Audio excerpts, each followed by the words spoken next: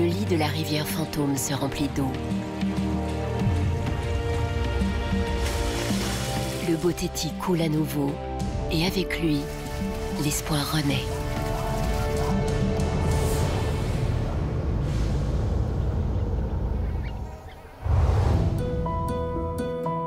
Le Boteti serpente au cœur d'un désert implacable.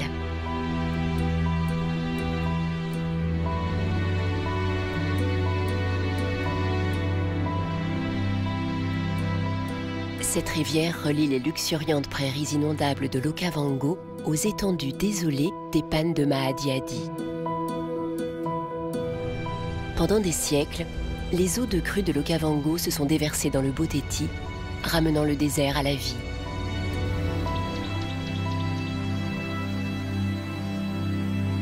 Mais ces dernières années, la sécheresse a tari la rivière et l'ancien paradis est devenu un champ de mort.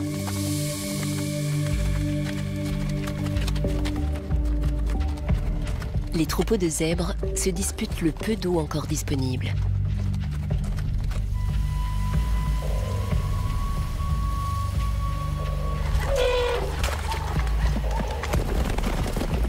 Ces quelques mares assurent leur survie durant la saison sèche.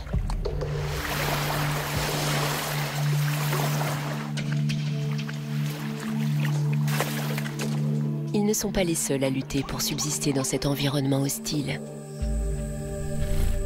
Étonnamment, quelques crocodiles tiennent bon. Ils sont restés bloqués dans la région lorsque la rivière a cessé de couler.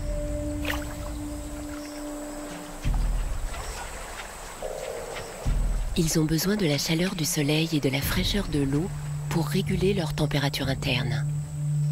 Mais dans ces trous peu profonds, l'eau est tiède. Alors ils ont inventé un moyen ingénieux pour faire baisser leur température. Ils ont creusé des cavernes sur les berges. Il y fait 10 degrés de moins qu'à l'extérieur.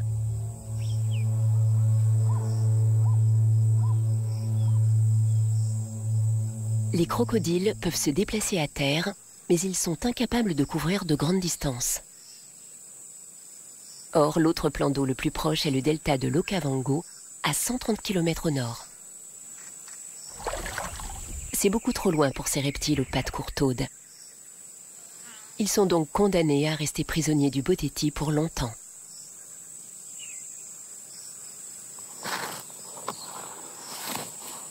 Au cours des années de sécheresse, ces crocodiles n'ont pas seulement appris à rester au frais. Leurs méthodes de chasse ont totalement changé.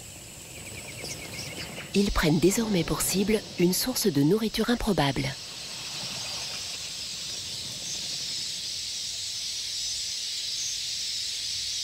D'immenses volées de Quelea convergent vers les mares du Boteti.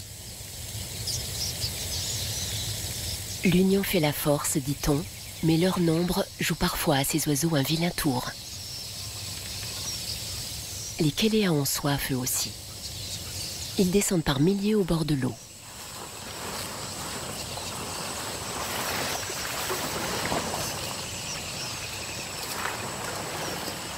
Le poids conjugué de leur petit corps fait ployer les roseaux. Quelques-uns tombent dans la rivière.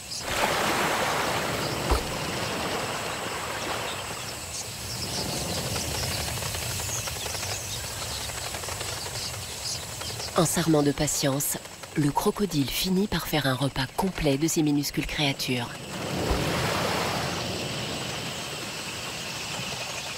Quelques survivants trempés barbotent jusqu'à la rive. Mais là aussi, un marabout affamé les attend.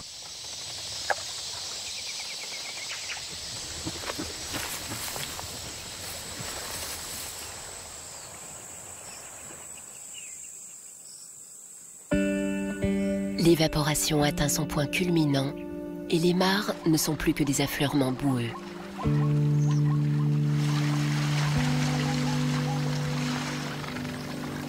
Pour ce zèbre femelle, la situation devient critique. Elle est gravide depuis peu et elle aura besoin d'herbes bien fraîches pour allaiter son petit quand il naîtra.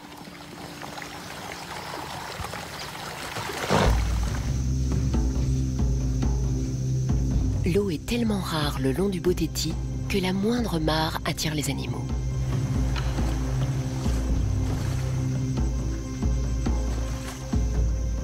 Les éléphants utilisent la précieuse ressource avec intelligence. Quand ils boivent, ils n'en gaspillent pas une goutte. Ils entrent dans la mare avec précaution pour éviter de soulever la vase.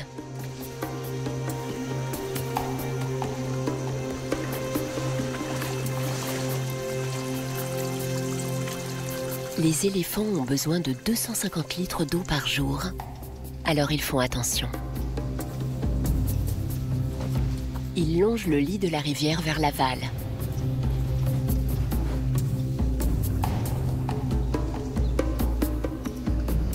Mais quand ils ont besoin de boue, ils remuent l'eau avec leurs pieds.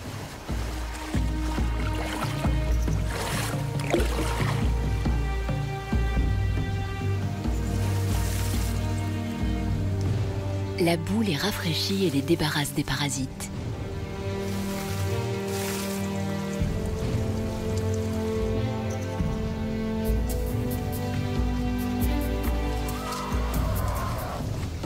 Certains ont parfois du mal à s'extraire de leur baignoire naturelle.